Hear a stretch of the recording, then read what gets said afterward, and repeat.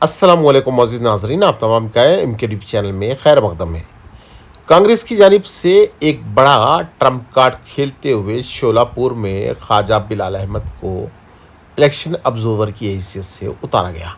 अब देखना यह है कि ख्वाजा बिलाल अहमद अपनी जानिब से किस तरीके का रद्द-ओ-अमल बताते हैं। क्या शोलापुर में कांग्रेस अपने कदम जमा सकती है? ये तो आने वाला वक्त ही बताएगा, क्योंकि तमाम तर फैसले इलेक्शन के रिजल्ट के बाद ही आएंगे। मगर एक कामयाबी ख्वाजा बिलाल अहमद के लिए ये रही कि जिस तरीके से इन्हें लगातार दबाया जा रहा था, उसके बावजूद ख्वाजा बिलाल अहमद आज अपनी एक कामयाबी का रुख बताते हुए शोलापुर के ऑब्जर्वर की हैसियत से अपनी खिदमात को कांग्रेस पार्टी के ज़रिए आवाम तक पेश करेंगे। नाज़रीन, वाज़ेह रहे कि एक और इशारा भी है कि आने वाले वक्त में शायद तेलंगाना की सरगर्म सियासत में भी ख्वाजा बिलाल अहमद का कांग्रेस की जानिब से एक अहम रोल अदा करते हुए देखा जाएगा।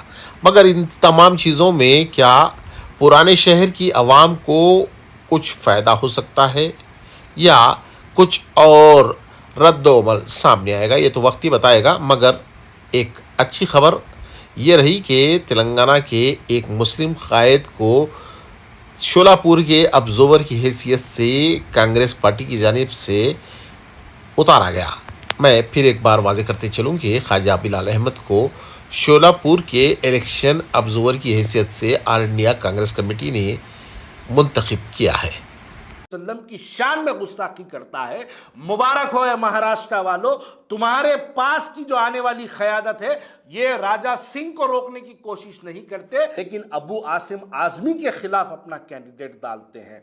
ये यहां पर राजा सिंह को रोकने का काम नहीं करते, लेकिन जितेंद्र अवध को मुमरा से हराने की बात करते हैं। अरे आप करनूल जाके एम ए गफ्फार को हराने के लिए कैंडिडेट डालते, आपको तेलंगाना के अंदर अजहरुद्दीन पसंद नहीं आता, आपको तेलंगाना के अंदर आमिर शकील पसंद नहीं आता, आपको तेलंगाना के अंदर फेरोज खान पसंद नहीं आता, आपको तेलंगाना के अंदर फरद खान पसंद नहीं आता, आपको तेलंगाना के अंदर शेख अकबर पसंद नहीं आता। अरे ये मुसलमाना है जो मुसलमानों की लीडरशिप को खत्म करने का काम आप करते हैं। मुसलमानों, सबसे पहले इस मुगालते से बाहर आ जाओ कि तुम्हारी लड़ाई सिर्फ मुसलमान लड़ रहे हैं। इस मुगालते से बाहर आना हम मुसलमानों की जरूरत है। आप जानते हैं, एहसान जाफरी का मुकदमा लड़ने वाला कोई मुसलमान एडवोकेट नहीं था। एक 7 साल की बच्ची का रेप और मर्डर हुआ, उसका मुकदमा लड़ने वाला कोई मुस्लिम बैरिस्टर वकील नहीं था। पहली मर्तबा रात के 2 बजे सुप्रीम कोर्ट खुलाकर याकूब मेमन की आखिरी अर्जी डालने वाला कोई मुसलमान नहीं था। हमको अपने हिंदू भाइयों का साथ लेके उनके साथ मिलकर उनको जिताने के लिए भी काम करना पड़ेगा, साथ ही साथ अबू आसिम को जिताने के लिए काम करना पड़ेगा, तो जितेंद्र अवध को भी जिताने के लिए काम करना पड़ेगा, शोलापुर से रोटे को भी जिताने का काम करना पड़ेगा, औरंगाबाद से भी जिताने का काम करना पड़ेगा। जहां तेलंगाना जहां मजबूत खिला है वहां नहीं लड़ते, बिहार जाके वहां पर 50 सीटें लड़ते, उत्तर प्रदेश जाके वहां पर 100 सीटें लड़ेंगे, लेकिन तेलंगाना में ये हिमाकत नहीं करेंगे। ये सब महाराष्ट्र में एमआईएम ने अपने 16 उम्मीदवारों का नॉमिनेशन डिक्लेयर हुआ है। नॉमिनेशंस वो लोग डाल चुके हैं, कैंडिडेट्स की लिस्ट आ चुकी है। अब मैं महाराष्ट्र के मुतालिक मैं नहीं समझता कि एक वीडियो में बोला जा सकता है। महाराष्ट्र को बोलने के लिए एक तवील गुफ्तगू की ज़रूरत है। बस शुरुआत करते हैं नागपुर से। नागपुर में नितिन रावत, जो एक कांग्रेस के एमएलए है, जिसने पिछली मर्तबा 86,821 वोट्स उन्होंने हासिल किया, और बीजेपी वाला, देखिए नागपुर से मुसलमानों ने कांग्रेस का साथ दिया। मैं बहुत से नागपुर वालों का इस वीडियो में नाम ले सकता हूं, जिन लोगों ने, शोएब खान एडवोकेट है, जावेद साहब है, ऐसे बहुत से लोग हैं जो कांग्रेस के लिए नागपुर में अंदर काम करते हैं, कांग्रेस के लिए, जो कांग्रेस में वहाँ पे बीजेपी को हराने का काम करते हैं। अब पिछली बार जो बीजेपी वाला नागपुर से हारा, वो 18-20 हज़ार वोटों से कुछ हारा था, लेकिन अब इस मरतबा एमआईएम को बहुत तकलीफ हो गई नागपुर में कि कैसे तुम बीजेपी वाले को हरा दिए, एमआईएम कांग्रेस वाले को जिता दिए। लिहाजा इस मरतबा नागपुर से एमआईएम ने अपने कैंडिडेट को डिक्लेयर कर दिया। होगा क्या, होगा ये कि जो मुसलमान कांग्रेस का साथ दे रहे थे नागपुर के अंदर बीजेपी को हराने के लिए, अब वहां पर एक मुस्लिम कैंडिडेट आएगा, एक मुस्लिम पार्टी का कैंडिडेट आएगा और साहब वहां पर तकरीर करेंगे, मुसलमान एक तरफा एमआईएम के साथ जाएंगे, बीजेपी जीत के आ जाएगी, कांग्रेस हारेगी। मैं शुरू से यही बात कहता हूं। देखिए, तेलंगाना में आप इलेक्शन लड़ते हैं, कितने सीटों पे आप तेलंगाना में इलेक्शन लड़ते हैं? 7, जुबली हिल्स 8, राजेंद्र नगर 9 सीटों से ज्यादा तेलंगाना में। तेलंगाना जहां पर 50 साल से आपकी क़यादत है, ये वो तेलंगाना जहां पर आपके 50 कॉरपोरेटर है, ये वो तेलंगाना जहां पर आपकी क़यादत को मजबूत खिला माना जाता, ये वो तेलंगाना जहां पर आपके क़यादत की कई शाखें गड़ी हुई है, ये वो तेलंगाना जिसके अंदर आपके हजारों लाखों वर्कर्स हैं। यहां पर आप इलेक्शन नहीं लड़ते, लेकिन महाराष्ट्र जाके आप वहां पर पिछली बार 24, इस मर्तबा 16, ये बात समझ में नहीं आती। और नागपुर के अंदर अब होगा क्या? इलेक्शन होगा। अब इलेक्शन होते ही नागपुर के अंदर मुसलमान एक तरफा जाएंगे, कांग्रेस को हराएंगे, बीजेपी को जिता के लाएंगे। साहब का यही मंसूबा है, बस यही मंसूबे के अंदर कामयाब होंगे। अब रही बात वर्सोवा की, वर्सोवा में बीजेपी वाला बाल बाल जीत गया। कैसा जीता? 6000 वोटों से जीता कांग्रेस के साथ।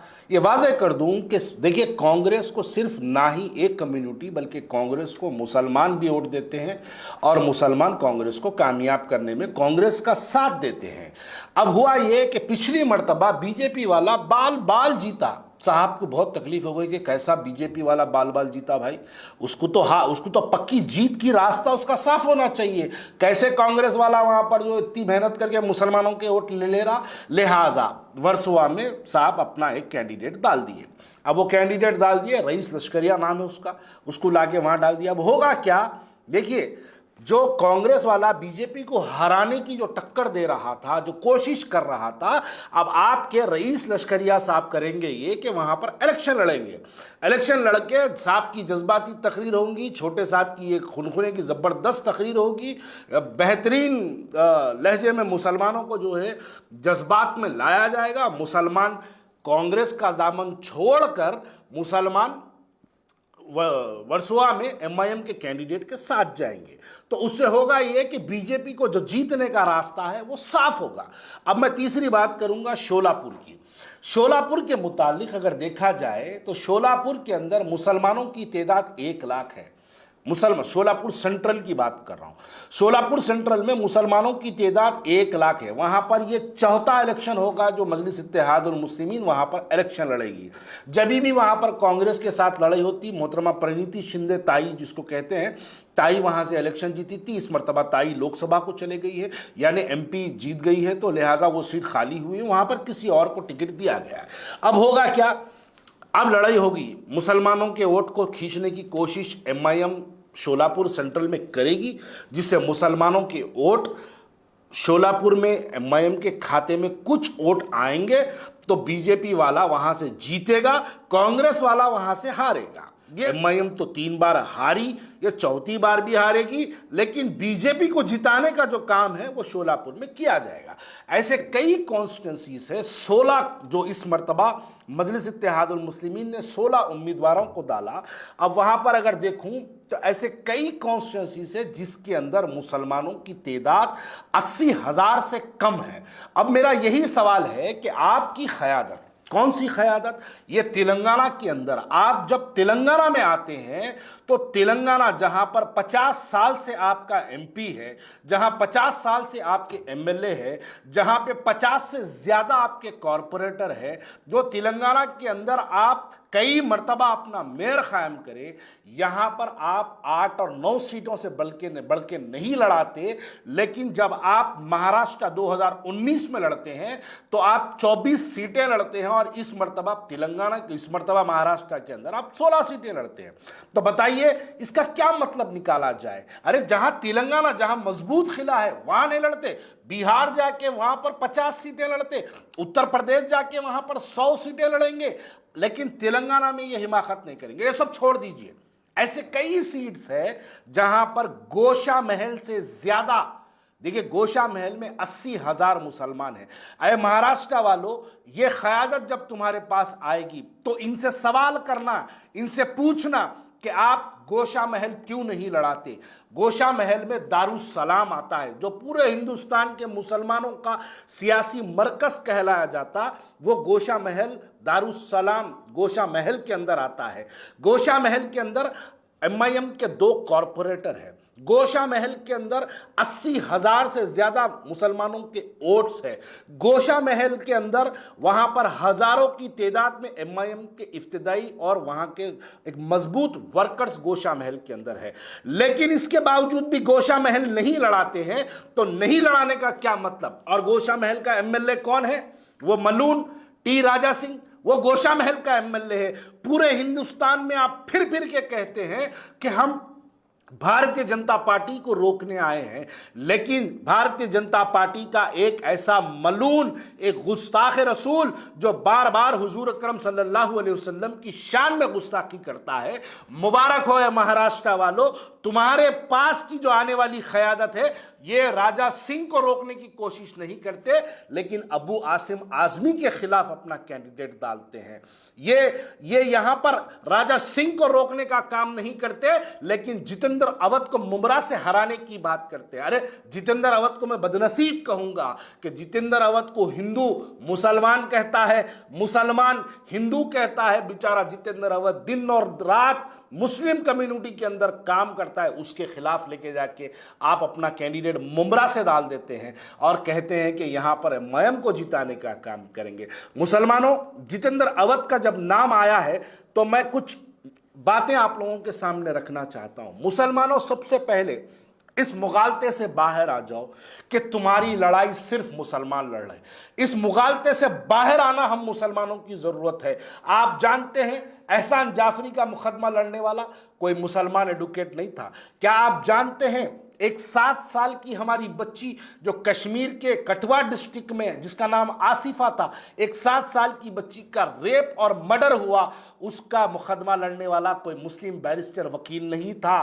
क्या आप जानते हैं, हिंदुस्तान की तारीख में पहली मर्तबा रात के 2 बजे सुप्रीम कोर्ट खुलाकर याकूब मेमन की आखिरी अर्जी डालने वाला कोई मुसलमान नहीं था। क्या आप जानते हैं, ट्रिपल तलाक पर राज्यसभा के अंदर बिल को रोकने का काम किसने किया? उसके अंदर कोई मुसलमान नहीं था, उसके अंदर मल्लिकार्जुन खड़गे था। क्या आप जानते हैं, NRC के वक्त लोकसभा और राज्यसभा के अंदर अपनी ताकत बताकर बिल को रोकने का काम करने वाले कोई मुसलमान नहीं थे। ये जो मुसलमान जो अपना बिल का ड्रामा करे, ये तो पेपर फाड़ के निकल गए, लेकिन ताकत का मुजाहरा करने वाले मुस्लिम MP से ज्यादा वहां पर हमारे हिंदू मेंबर ऑफ पार्लियामेंट थे, जो मुसलमानों के लिए पार्लियामेंट के अंदर लड़ते हैं। क्या आप जानते हैं, अतीक अहमद और अशरफ अहमद का मुकदमा लड़ने वाला कोई मुसलमान वकील नहीं था। क्या आप जानते हैं कि आजम खान, अब्दुल्ला आजम खान और उनकी वालिदा का मुकदमा लड़ने वाला कोई मुस्लिम एडवोकेट नहीं था। तो आप क्या जानते हैं कि JNU के अंदर जब रात के 2 बजे वहां पर लाठियां बरसाई गई, पुलिस कमिश्नर ऑफिस के बाहर अगर किसी लड़कों ने लाठियां खाकर अगर वहां पर जो है हमारे बच्चों के लिए, उमर खालिद के लिए जिसने लड़ा, क्या वहां वो उमर खालिद की गिरफ्तारी के खिलाफ कोई आवाज उठाने वाला कोई मुसलमान नहीं था? क्या हमको जरूरत नहीं है ऐसे मुसलमानों का साथ देने की? क्या हमको जरूरत नहीं है कि ऐसे गैर मुस्लिम भाइयों का साथ देने की? क्या हमको ऐसे मुस्लिम भाइयों की, हमारी कम्युनिटी के अपलिफ्टमेंट के लिए क्या हमको इसकी जरूरत नहीं है? क्या हम सिर्फ एक ही नारे में मुगालते में रहेंगे कि मुसलमान ही है हमारी लड़ाई लड़ रहे हैं? नहीं, मुसलमानों से ज्यादा मुसलमानों की अगर कोई हिंदुस्तान की पार्लियामेंट हो या सुप्रीम कोर्ट हो या लोअर कोर्ट्स हो या हाई कोर्ट्स हो, वहां पर अगर जो मुसलमानों की लड़ाई लड़ रहे हैं वो आपके मुस्लिम एडवोकेट्स नहीं है, वहां पर आपके मुस्लिम मेंबर ऑफ पार्लियामेंट नहीं है, वहां पर लड़ने वाले आपके गैर मुस्लिम भाया हैं, जिसके अंदर जितेंद्र अवध है, जिसके अंदर शोलापुर का कैंडिडेट है, जिसके अंदर ऐसे कई हमारे हिंदू भाई है। क्या जितेंद्र अवध की तारीख कोई जानते हैं? जितेंद्र अवध रात और दिन मुसलमान कम्युनिटी के बीच में रह के काम करने वाला है। जितेंद्र अवध का मकान ऐसी जगह है जो मुसलमानों के घरों के बीच में जो है वो रहने वाला कैंडिडेट है, जो 2 मरतबा MLC, 3 मरतबा MLA रहा, उसके खिलाफ में आप कैंडिडेट डालते हैं। अबू आसिम आजमी बताइए, अबू आसिम आजमी से क्या नफरत है आपको?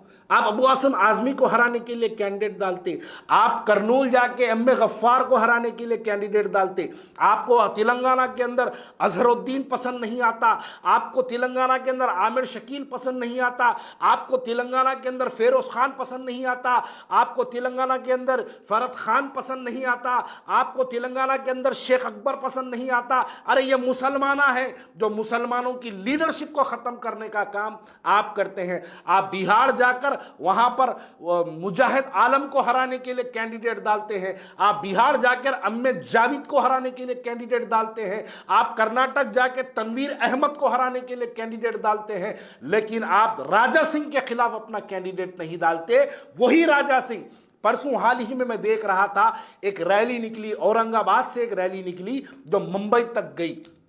अरे बहुत अच्छा किए, हुजूर अकरम सल्लल्लाहु अलैहि वसल्लम की शान में गुस्ताखी के खिलाफ एक बहुत प्यारा मुजाहरा था। लेकिन बताओ, अगर क्या हुकूमत चाहती तो क्या वो रैली को नहीं रोक सकती थी? अरे अगर हुकूमत चाह ले तो मैं कह दूं कि वो औरंगाबाद चौरस्ता क्रॉस नहीं कर सकते, लेकिन बीजेपी चाहती थी कि वो रैली वहां से निकले ताकि हिंदू मुसलमानों के अंदर एक तफरका पैदा हो और हिंदुओं को इस बात का डर महसूस हो कि मुसलमान बड़ी ताकत में बाहर आ रहे हैं। इसलिए बीजेपी में रेड कारपेट वेलकम हुआ, टोल गेट्स फ्री छोड़ दिए गए, बॉम्बे की सड़कों का ट्रैफिक डाइवर्ट कर दिया गया और इस रैली का इस्तकबाल किया गया। अगर मैं पूछना चाहता हूं कि अगर एकनाथ शिंदे उस रैली को रोकना चाहते, महाराष्ट्र के चीफ मिनिस्टर या बीजेपी वाले अगर उस रैली को रोकना चाहते तो क्या वो नहीं रोकते? अच्छा ठीक है, आप वहां रैली निकालते हैं, क्या आपने कभी हैदराबाद के अंदर उस राजा सिंह के खिलाफ रैली निकाला? क्या राजा सिंह का घर, वो तो औरंगाबाद से मुंबई बहुत दूर है, अरे राजा सिंह का घर दारुसलाम से कितनी दूर है? ठहर के पेशाब करे तो पेशाब तक जाता उसके घर तक, उतनी करीब उसका घर है, दारुसलाम के करीब है उसका घर। आप कभी दारुसलाम से उसके घर तक जाने का, एहतजाज करने का मंसूबा बनाए? जो नौजवान बच्चे राजा सिंह के खिलाफ सड़कों पे उतरे थे, पुलिस की लाठियां बरसाई गई उनके ऊपर, आप खामोशी इख्तियार करें। राजा सिंह के खिलाफ जब उसने हुजूर अकरम सल्लल्लाहु अलैहि वसल्लम की शान में गुस्ताखी की, मैं ऐसे कई नौजवानों को जानता हूं जो रात रात भर पुलिस वाले दरवाजे तोड़कर उनको घरों से निकाल के मारे पुलिस वाले, लेकिन उस पर भी आपकी खामोशी थी। बताइए, अब महाराष्ट्र जाते हैं और महाराष्ट्र के अंदर मुस्लिम क़यादत को खत्म करने का एक काम करते हैं। महाराष्ट्र के मुसलमानों, याद रखो, ये क़यादत 50 साल से हमारे पास है, लेकिन इसके बावजूद भी, इस क़यादत के रहने के बावजूद हमारी वफ़ की जायदादें लुट गई, तबाह हो गई, हमारी वफ़ की जायदादें बर्बाद हो गई, हमारी वफ़ की जायदादें कब्जे हो गई। पूरे हिंदुस्तान के अंदर अगर सबसे ज़्यादा वफ़ की जायदादें कहीं लूटी तो वो तेलंगाना के अंदर लूटी, वो हैदराबाद के अंदर लूटी। मुबारक हो, हमारी क़यादत होते हुए, हमारी क़यादत की ताकत मौजूद होते हुए हमारी 1200 एकड़ ज़मीन GMR के नाम पर लुट गई, हमारी कई हज़ारों करोड़ों की ज़मीन, हमारी वफ़ की जायदादें हमारी लुट गई, तबाह हो गई। लेकिन मुबारक हो महाराष्ट्र वालों, अब ये लोग आएंगे तो तुम्हारी वफ़ की जायदादों का तहफ़्फ़ुज़ करने में तुम अपने वोटों का सही इस्तेमाल करो, ताकि तुम्हारे वोट, देखो ये इलेक्शन कोई 1-2 MLA जिताने का इलेक्शन नहीं है। इस इलेक्शन के अंदर आप 1-2 MLA जिताएंगे तो इसके मतलब ये नहीं है कि अपलिफ्टमेंट ऑफ कम्युनिटी हो। मुसलमानों, हुकूमत में हिस्सेदारी अपनी बनाओ, हुकूमत के अंदर अपने आप, यानी जो शख्स चीफ मिनिस्टर बने उसको इस बात का एहसास हो कि इसके मुसलमानों के वोटों से वो चीफ मिनिस्टर बना, ताकि मुसलमानों के वोटों की अहमियत हो। हमारे तेलंगाना के अंदर, हमारे शहर तेलंगाना, हमारे तेलंगाना स्टेट के अंदर मुसलमानों ने एक बहुत बड़ी गलती की थी। मुस्लिम क़यादत कांग्रेस के खिलाफ अपने वोट का इस्तेमाल करने की ऐलान किया था, उलमाओं ऐलान किए थे। आज हमारे पास हुकूमत तेलंगाना में कांग्रेस की बन गई, ऐलान आपका रद्द हो गया, लेकिन आज मुसलमानों की तेलंगाना के अंदर कोई अहमियत नहीं है, क्योंकि ज़ेर इख्तिदार लोगों को इस बात का एहसास है कि मुस्लिम लीडरशिप तो मेरे खिलाफ थी, मुसलमान तो मेरे खिलाफ अपने वोटों का इस्तेमाल किया, इसलिए आज हमारी कोई अहमियत नहीं है, इसलिए आज हमारा कोई मिनिस्टर नहीं है, इसलिए आज हमारा कोई एमएलए नहीं है कांग्रेस पार्टी के अंदर। ये गलती महाराष्ट्र वालों तुम ना करो, तुम इस मुस्लिम क़यादत की बात में ना आओ, तुम अपनी तबाही ना करो, वरना याद रखो आने वाली नस्ल को हम जवाब देने के काबिल नहीं रहेंगे। अगर हम इस मुकालते में रहेंगे कि हमारी लड़ाई सिर्फ मुसलमान लड़ रहे हैं तो ये हमारी ज़िंदगी की सबसे बड़ी गलती होगी। हमको अपने हिंदू भाइयों का साथ लेके उनके साथ मिलकर उनको जिताने के लिए भी काम करना पड़ेगा, साथ ही साथ अबू आसिम को जिताने के लिए काम करना पड़ेगा, तो जितेंद्र अवध को भी जिताने के लिए काम करना पड़ेगा, शोलापुर से रोटे को भी जिताने का काम करना पड़ेगा, औरंगाबाद से भी जिताने का काम करना पड़ेगा। यकीनन ये तमाम के ऊपर एक तवील गुफ्तगू की जाएगी। बहुत बहुत शुक्रिया।